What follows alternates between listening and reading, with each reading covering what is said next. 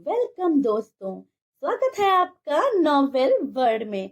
आज हम सुनेंगे मोहब्बत, साजिश और एक अधूरी हकीकत का 12वां एपिसोड। तो चलिए शुरू करते हैं। विवान कैफे की उस मेज पर अकेला बैठा रह गया। शीला आंटी अभी भी काउंटर के पास खड़ी थी और उनकी नजरें विवान पर टिकी हुई थी। उनके चेहरे पर वही रहस्यमय मुस्कान थी जो हमेशा की तरह कुछ छुपा रही थी। आंटी, एक बात पूछनी थी, विवान ने गंभीर स्वर में कहा। शीला आंटी उसकी बात सुनकर उसकी ओर चल पड़ी। क्या बात है बेटा? आयरा की माँ के बारे में आप कुछ जानती हैं? वो क्यों इतनी सख्त है आयरा के साथ? शीला आंटी थोड़ी देर तक चुप रही, फिर गहरी सांस लेते हुए बोली, कुछ सवालों के जवाब देने के लिए वक्त से पहले बोलना सही नहीं होता, लेकिन इतना कह सकती हूँ, जो दिखता है वो पूरा सच नहीं होता। इधर आयरा तेजी से अपने घर पहुंची। जैसे ही उसने दरवाजा खोला, उसकी माँ सविता ड्राइंग रूम में बैठी इंतजार कर रही थी। उनके चेहरे पर गुस्से की लकीरें साफ झलक रही थी। इतनी देर कहाँ थी? सविता ने सख्त आवाज में पूछा। माँ, मैं बस कैफे में थी, आयरा ने झिझकते हुए जवाब दिया। कैफे? किसके साथ? सविता ने तेज स्वर में कहा। आयरा ने हिम्मत जुटाते हुए कहा, विवान के साथ। कौन विवान? सविता ने पूछा। वो एक फ्रेंड है मेरा, आयरा ने जवाब दिया। मतलब तू अब इस घर की इज्जत उछाले बिना नहीं मानेगी? सविता ने कहा। नहीं माँ, वो एक अच्छा इंसान है, आयरा ने जवाब दिया। तेरी शादी मैंने फिक्स कर दी है, लड़के का नाम है विराट मलिक, सविता ने कहा। आयरा ने शॉक्ड होकर कहा, क्या माँ, आपने मुझसे बिना पूछे मेरी शादी फिक्स कर दी, और वो भी विराट से? आयरा ने कहा, तो क्या अब तुझसे पूछूं कि तू किस आवारा लड़के के साथ घूमती है, उसी से कराऊं तेरी शादी? माँ, विवान अच्छा लड़का है और विराट बिल्कुल भी अच्छा नहीं है। आयरा, तेरी शादी विराट से ही होगी बस। पर क्यों माँ? विवान अच्छा इंसान है और कम से कम वो मुझे समझने की कोशिश करता है, आपकी तरह नहीं।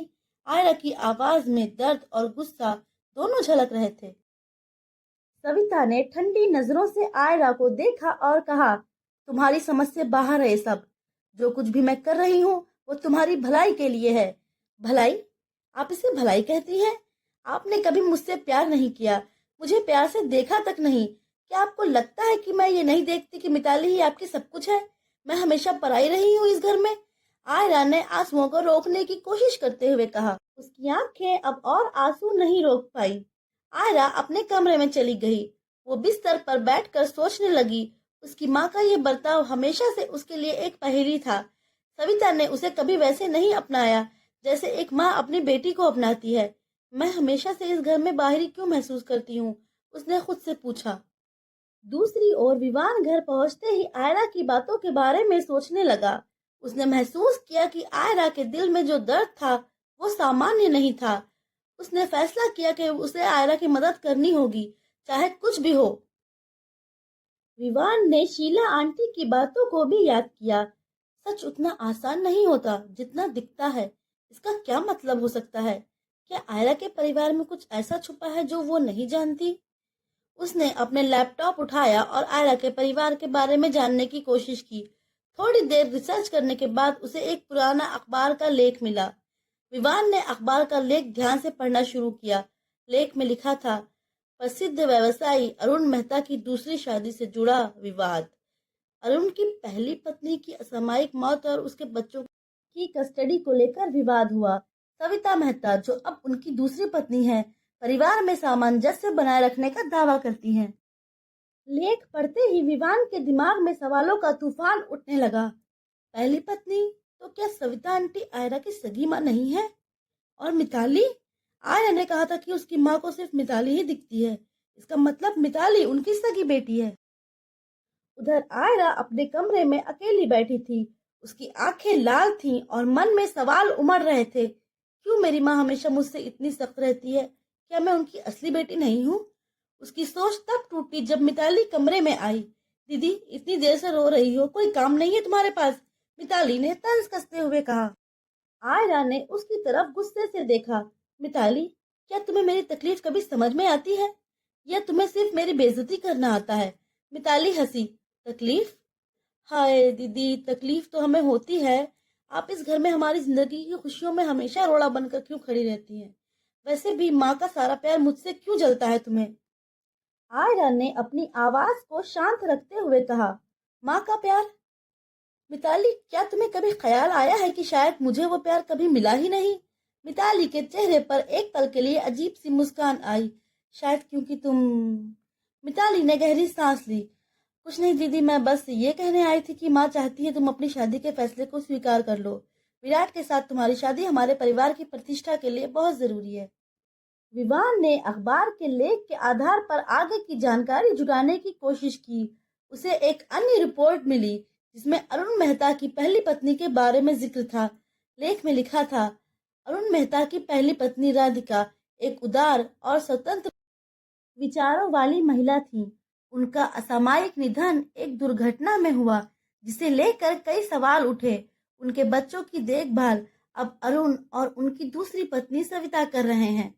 राधिका मेहता, विवान ने सोचा, क्या ये आयरा की असली माँ हो सकती है और मिताली आयरा की सौतेली बहन?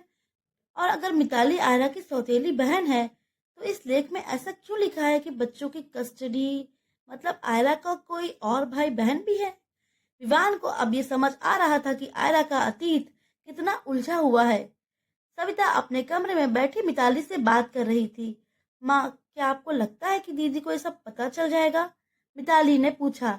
सविता ने ठंडे स्वर में कहा, अगर आयरा को अपने अतीत का सच पता चला तो वो यहाँ से हमेशा के लिए चली जाएगी, और अगर ऐसा हुआ तो हमारा मकसद कभी पूरा नहीं होगा। लेकिन माँ, वो कभी कभी शक करती है, मिताली ने कहा। तो उसे भ्रमित करो, जैसा तुम हमेशा करती हो। याद रखो मिताली, ये परिवार और विरासत हमारी है। आयरा सिर्फ एक बाधा है जिसे सही समय पर हटा दिया जाएगा। आयरा और विवान का सामना होता है। विवान ने आयरा को फोन किया। आयरा, मुझे तुमसे कुछ जरूरी बात करनी है। क्या तुम मुझसे कैफे में मिल सकती हो? दूसरी तरफ से आयरा के रोने की आवाज आ रही थी। विवान, माँ ने मेरी शादी विराट के साथ फिक्स कर दी। आयरा ने रोते हुए कहा। क्या? विवान ने चौंकते हुए कहा। विवान थोड़ी देर के लिए चुप हो गया। फिर उसने आयरा से कहा, कल तुम कैफे में आओ, हमें कोई रास्ता निकालना होगा। अगली सुबह कैफे का माहौल हल्का था। सूरज की किरणें कांच के दरवाजे के अंदर आ रही थी। आयरा अपनी चाय का कप पकड़े खामोश बैठी थी। उसकी आंखों में बेचैनी थी और दिल में सवाल। क्या जरूरी बात करनी होगी विवान को? कुछ ही देर में विवान आया। वो हमेशा की तरह शांत और स्थिर लग रहा था, लेकिन उसकी आंखें उसकी चिंता को छुपा नहीं पा रही थी। आयरा, उसने कहा। उसकी आवाज में गहराई थी। एक बात पूछनी है। आयरा ने उसकी तरफ देखा। क्या बात है विवान? तुम विराट से शादी नहीं करना चाहती है ना? ये तो साफ है ना? लेकिन क्या तुम जानती हो कि तुम असल में क्या चाहती हो? आयरा जानती तो थी कि विवान को पसंद करती है, लेकिन वो चुप हो गई।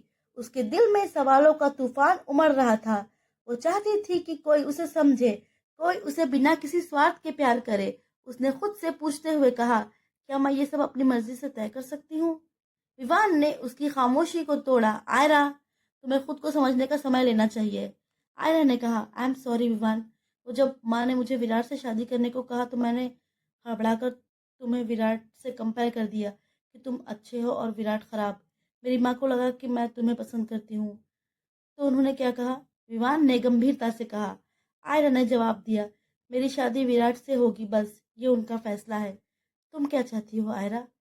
क्या तुम उनके फैसलों को मानोगी? मैं विराट से शादी नहीं करना चाहती विवान, लेकिन मुझे समझ में नहीं आ रहा है कि मैं इस सब से कैसे निकलूं। विवान ने झिझकते हुए कहा, अगर मैं कहूँ कि तुम्हारे हर सवाल का जवाब मैं बनना चाहता हूँ तो? आयरा चौंकी।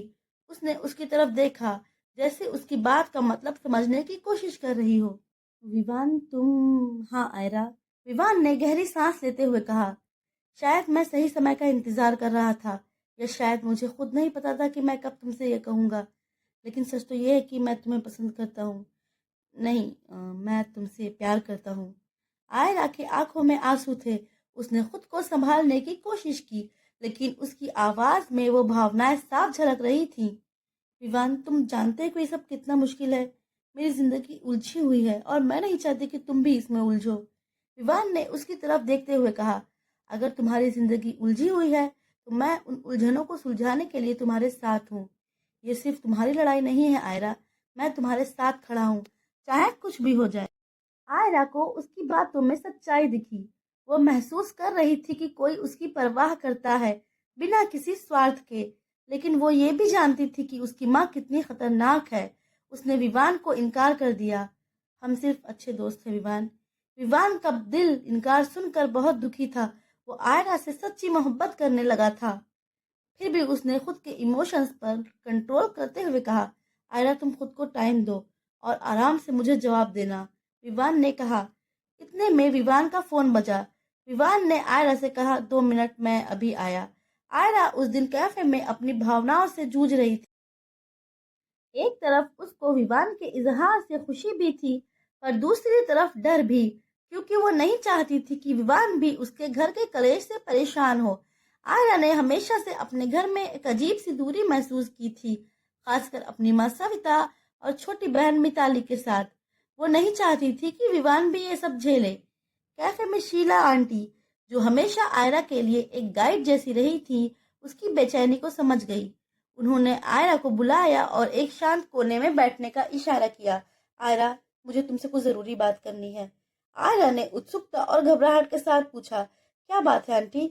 शीला आंटी ने अपने बैग से एक पुरानी धुंधली तस्वीर निकाली और उसे आयरा की ओर बढ़ाया।